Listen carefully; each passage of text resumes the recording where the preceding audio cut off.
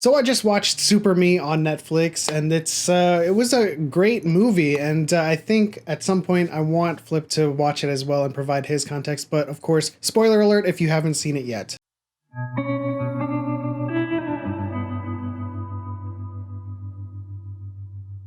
Super Me has a very interesting premise, and right out of the gate, as I was watching it, I knew the number one thing that I was going to think throughout this entire movie was that this was all a dream. But of course, there was a twist upon the twist, and I was wrong. Surprisingly. So it's about Sang-Yu, who is a struggling screenwriter, and he is down on his luck. On the side, he is watching over someone that is important to his life from his past. As is down on his luck, he is having these nightmares, and he's seeing therapists, psychologists, and mythology professors to figure out how he could defeat these nightmares because they haunt him and they prevent him from writing his screenplays. But of course, along the way, he has one dream where suddenly he comes back with what was in that dream, a sword. And he takes that sword to a pawn shop and he makes money and he's out of his hole. This of course came from when he was thinking about jumping off of a building. This of course came from a street vendor who makes crepes for a living and came up and gave him a free crepe and was like, hey, everyone goes through a rough spot. This one's on the house.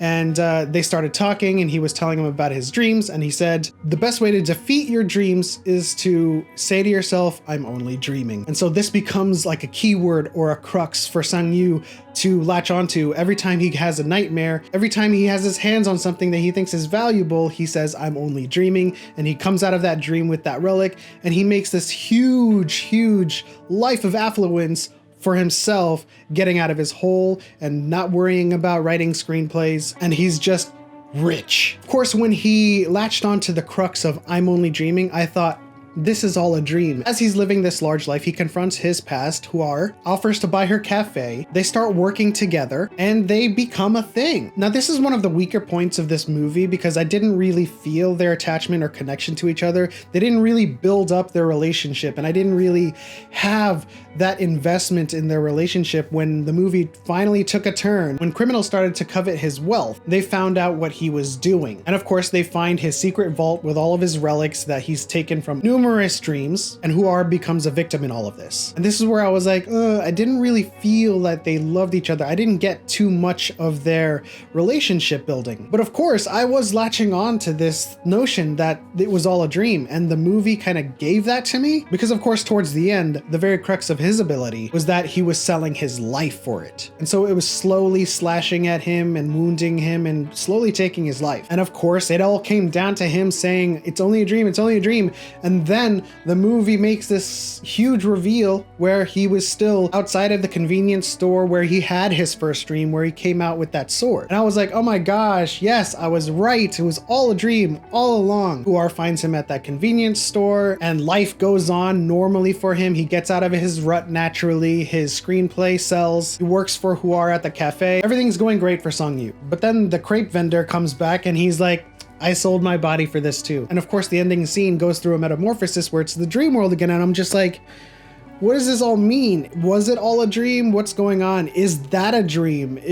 Like, what is real and what is a dream? And so this was kind of the moment during the movie where I was like, oh, this was really good. Because as I was watching, I was figuring things out and I was putting things together, and I really didn't feel too invested emotionally in their relationship. But of course, with this whole notion of the id, the ego, and the superego, and what is a dream and what isn't a dream and what's real, these are the kinds of movies, the movies that make you think, that really sit well with me. So the way I came to terms with Super Me at the very end was that the id, the animal desire, was the Sang-Yu in the dream, taking all of the artifacts and the relics in exchange for all of that wealth. The ego, of course, was Sang-Yu, who was trying to help Huar and do good with all of that money. And of course, the superego was Sang-Yu as the blue demon that attacks him in his dreams, trying to keep him in check, trying to make sure his desires do not overwrite his values. So I give Super Me an A-.